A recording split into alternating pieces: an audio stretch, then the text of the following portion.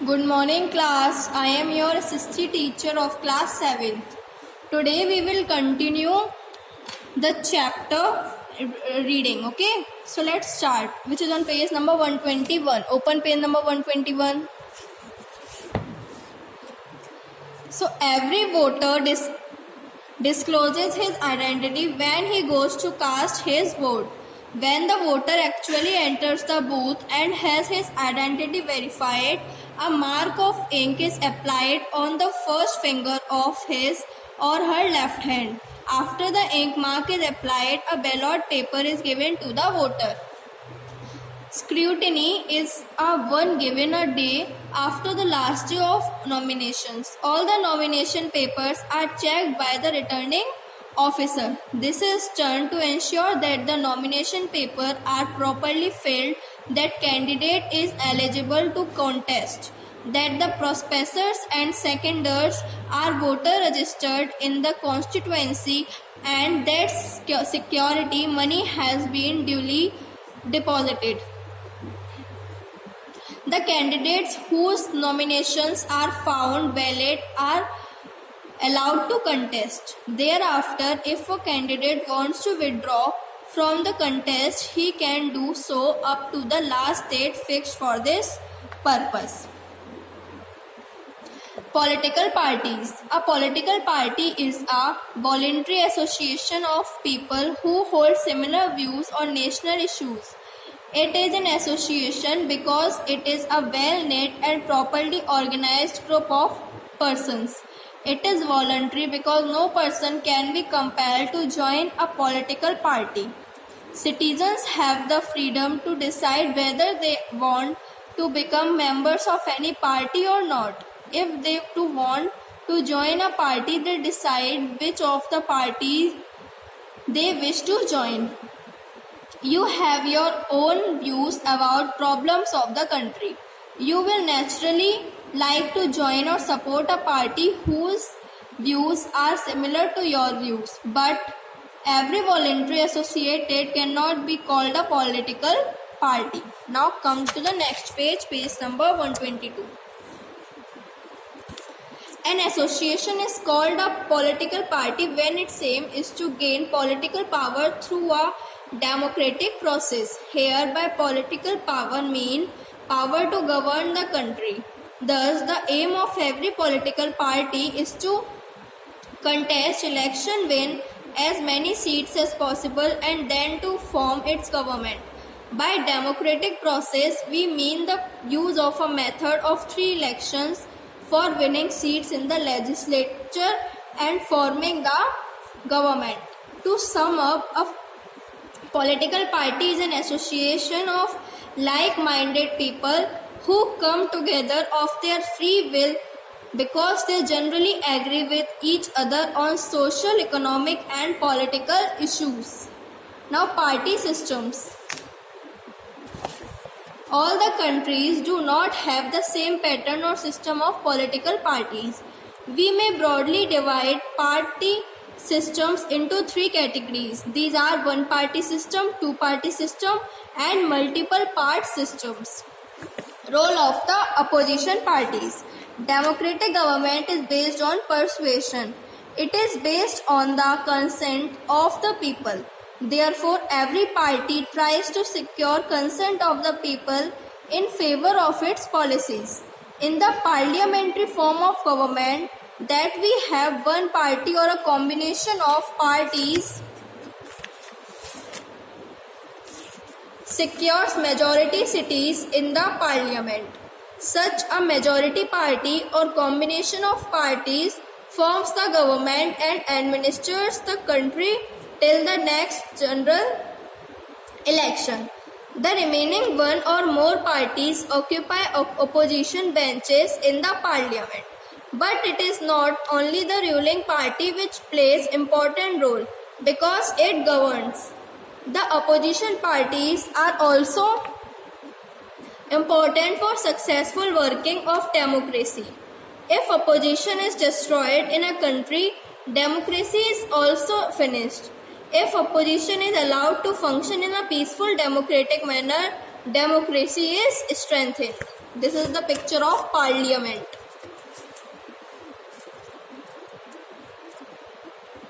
Opposition parties point out shortcomings and lapses of the ruling parties. Sometimes an opposition may act even in an irresponsible manner. The opposition does not merely criticize the government in parliament. It helps in the formulation of public opinion. Role of the opposition is so important that without it, government may become irresponsible, unresponsive, and even dictatorial. Limits on the powers of the ruling party are effectively imposed by good opposition. Now come to the next page, page number 123. People are ultimate masters, but they get an opportunity to change the government only once in 5 years. But between the two general elections, the parties which sit in the opposition keep a constant check on the government. In India, democracy has been successful largely because opposition has behaved in a responsible and constructive manner. Coalition government in India.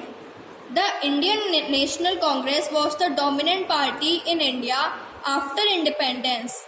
It enjoyed power domination till 1977.